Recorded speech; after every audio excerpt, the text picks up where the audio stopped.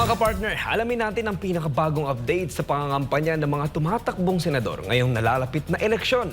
Narito si Carlo de la Peña para sa buong detalye.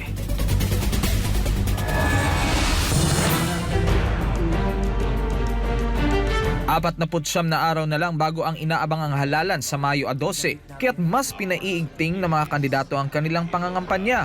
Walang tigil ang kanilang pag-iikot mula sa malalayong baryo hanggang sa mataong lungsod. Sinisikap nilang maabot ang bawat Pilipino upang iparating ang kanilang mga plataporma at adhikain. Sa bawat kaway, pakikipagkamay at pagharap sa taong bayan, hangad nilang makuha ang tiwala at suporta ng publiko. Lahat ng estratehiya kinagamit mula sa matinding door-to-door campaigns hanggang sa malalaking rally upang tiyakin na sila ang pipiliin sa darating na halalan. Narito ang pinakabagong kaganapan sa patuloy na pag-iikot ng mga kandidato sa iba't ibang panig ng bansa. Simulan natin sa Quezon City kung saan sumalang sa Pandesal Forum si Attorney Raul Lambino.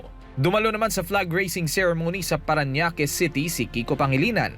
Nakasama naman ni Ariel Querubin ng mga empleyado ng Dasmariñas City Hall sa Cavite, habang nasa Bacoor City si Camille Villar. Sa Pangasinan, nag-ikot si Senator Francis Tolentino kung saan nakipagkita rin siya sa ilang mga lokal na opisyal sa naturang probinsya.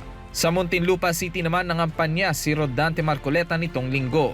Sa naturang lungsod din nagsagawa ng motorcade si Jimmy Bondoc. Nakadaupang palad naman ni Senator Bong Revilla ang mga taga Pasig City. Panauhin naman si Senator Bongo sa isinagawang pagtitipon ng Liga ng mga Barangay Pampanga Chapter.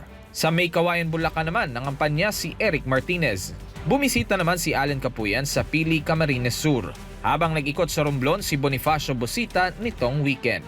At yan ang pinakahuling update sa nagpapatuloy na campaign period para sa darating na halalan sa Mayo. Patuloy nating bantayan ang bawat galaw, plataporma at paninindigan ng mga kandidato para mas maging matalino at mapanuri tayo sa pagpili ng ating susunod na mga senador.